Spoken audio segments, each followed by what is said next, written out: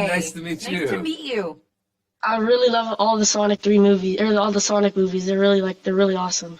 Oh, Thank you. That's very cool to hear. Very happy So, about it. one of my favorite scenes of the movie is when you guys are like bored at home, and it really reminded me of the COVID quarantine. So, Yeah. what are your guys' like unusual hobbies or anything you've tried? Yeah.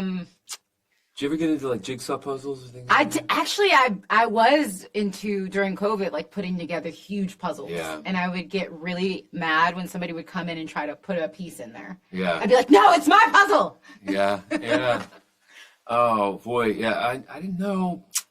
I wish I'd taken that time to get into cooking. I really want to get into cooking, but I'm saving it. I'm kind of saving it for when I'm old and alone and I can make myself food. You're gonna No, I play guitar quite a bit and musical instruments. I did that a little bit. What about you?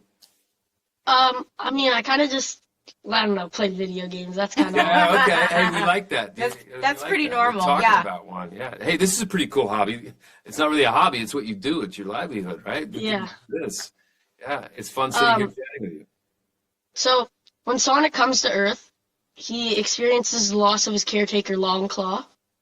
And if it weren't for you guys, he might have ended up like Shadow and become just a villain. So, how have you thought about how you guys are kind of the heroes of the whole movie? Oh!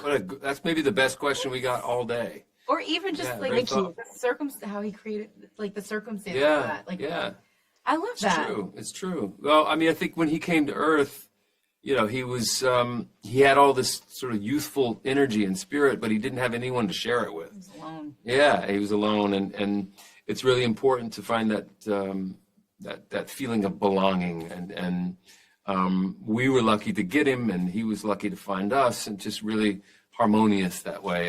And really, to be honest, Maddie's kind of the hero because she helped patch him up in the first one. So, yeah, you know. yeah, she's the real savior. She's the savior. Her and her Band-Aid. Yeah, but you know, you're right though, because he could have gone down a different path, and that's what happened to Shadow. And I think it's important to recognize that I think Sonic maybe sees that, and hopefully he sees that in Shadow. And but yeah, we're what do they say? You're a product of your Environment. of your choices and your circumstance, and you know. So this movie's about making good choices, and yeah, I think listening to your heart. Yeah. So that's really interesting. It's really cool. So, what do you think are like any good lessons that kids should be taking away? You kind of like talked about this, but like build on it a little maybe.